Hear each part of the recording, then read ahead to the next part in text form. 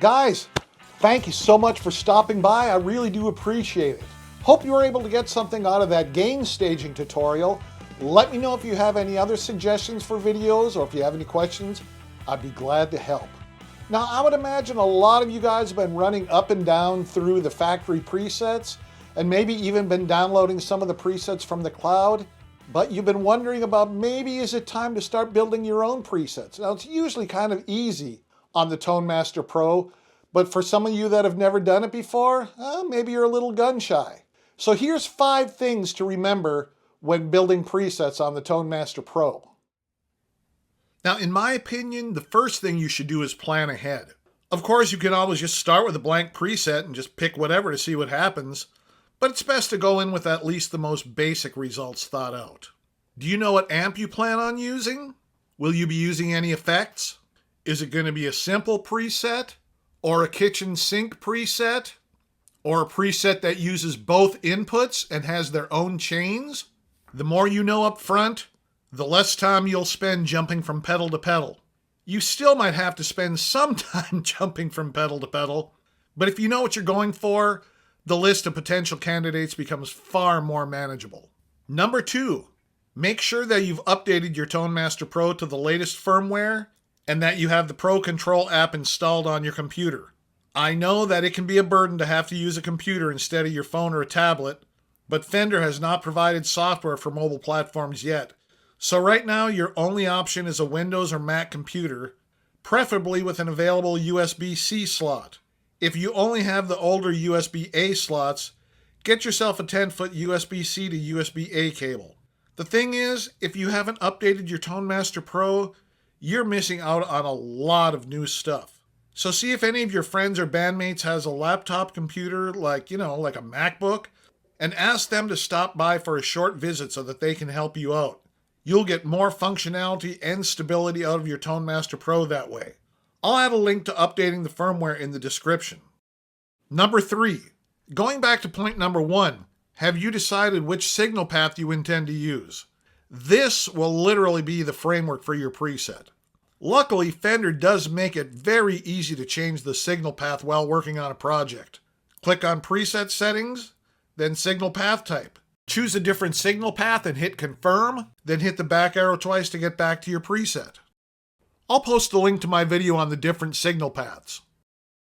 Number 4, you can always use another preset as the blueprint for your own preset.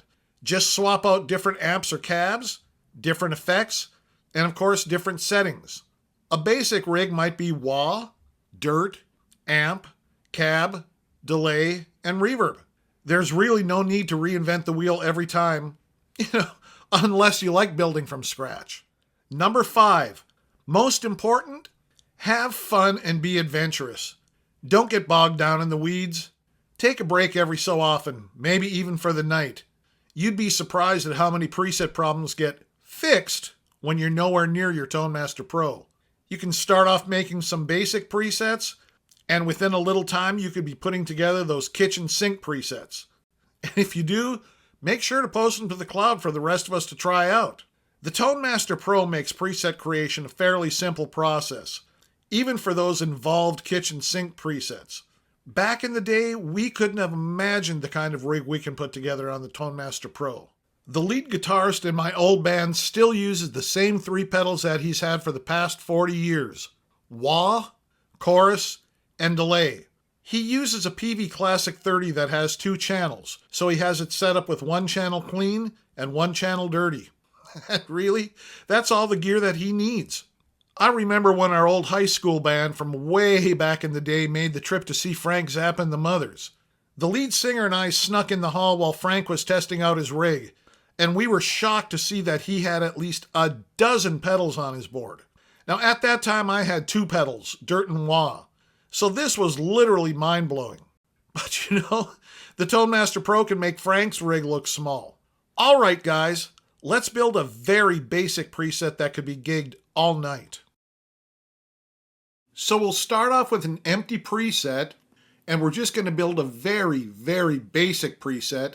But like I said, depending on, your place in the band and what type of band it is, you could use this preset to gig all night. So the first thing we're going to do is click on Preset Settings, then Signal Path Type. Now, because this is a really simple preset, we're going to stick with Instrument Series. So hit Cancel and hit the back arrow one more time to be back at the beginning. Now for this preset, I think we're just going to have an amp, a delay, a reverb, and a distortion pedal. So the first thing I want to start off with is the amp. Click on the plus, and now you get a list of the various items that you can add. I'm going to add the 65 Deluxe Reverb because it's such a great platform for using with pedals. Click on Confirm, and there it is. We have the amp in the signal path. Now let's take a look at it real quick here. The volume is a little louder than I like it, so I'm going to bring it down to 3. I also like turning the treble up to 7. We'll turn the reverb off, and we'll put the bass on 4. So it sounds like this. That's a pretty nice clean rhythm sound.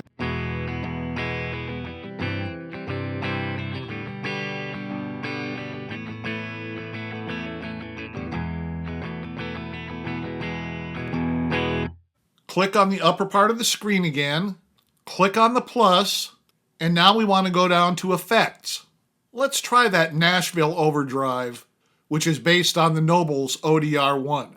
Click on Confirm, and let's see what it sounds like just straight out of the box on the bridge pickup.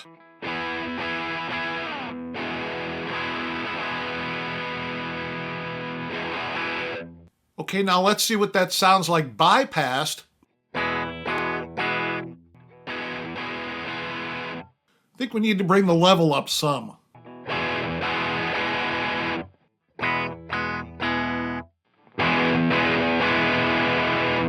Bring it down just a skosh.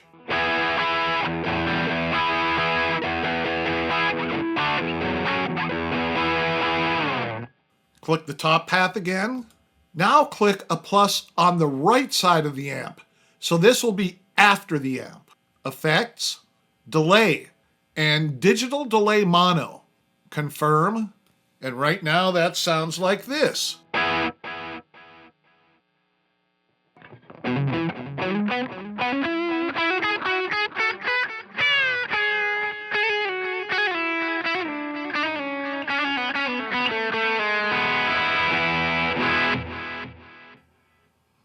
Let's click on that and increase the time a little bit. Let's see what that sounds like.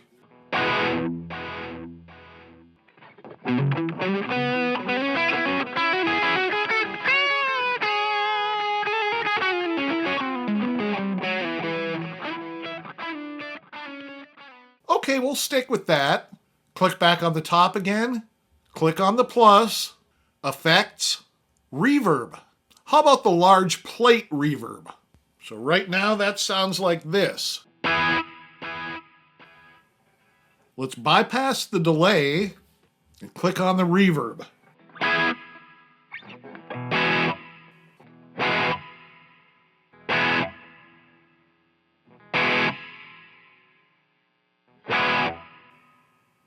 For right now, we'll stick with that. Click the digital delay on again. So a lead could sound, something like this.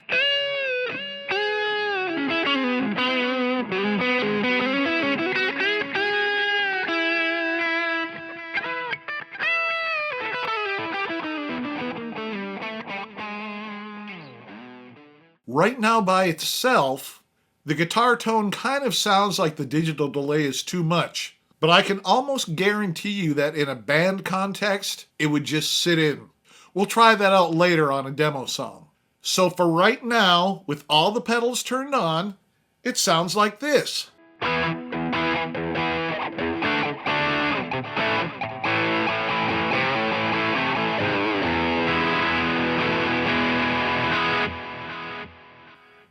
Okay, now let's go to foot switch assignments. Click on the plus, click on off. Now click on the overdrive. See that little blue triangle? Click on confirm. So for the overdrive, I have the active setting with a green LED And with the inactive, I'm using cyan. Now let's click plus on the second button. Again, click on off. This time click on digital delay. Okay, now click on confirm. And for active, I do want the color red, but for inactive, I want it pink. So right now with the overdrive turned off and the digital delay turned on, it's like this. Click on this foot switch and it turns pink and it sounds like this. Now click on this plus sign, again on and off. This time click on the reverb. Click on confirm. We're going to have it active as purple and inactive as blue. So right now with the Nashville overdrive off, the digital delay off, and the large plate reverb on, it sounds like this. Click this foot switch. Now it sounds like this. So we are back to the straight amp. Click the back arrow and then click save. Name it my first preset and set save. So this is what your first preset looks like. And when you boot it up, it sounds like this. Go to your foot switches, turn on that overdrive, turn on that digital delay, and turn on that large plate reverb, and it sounds like this.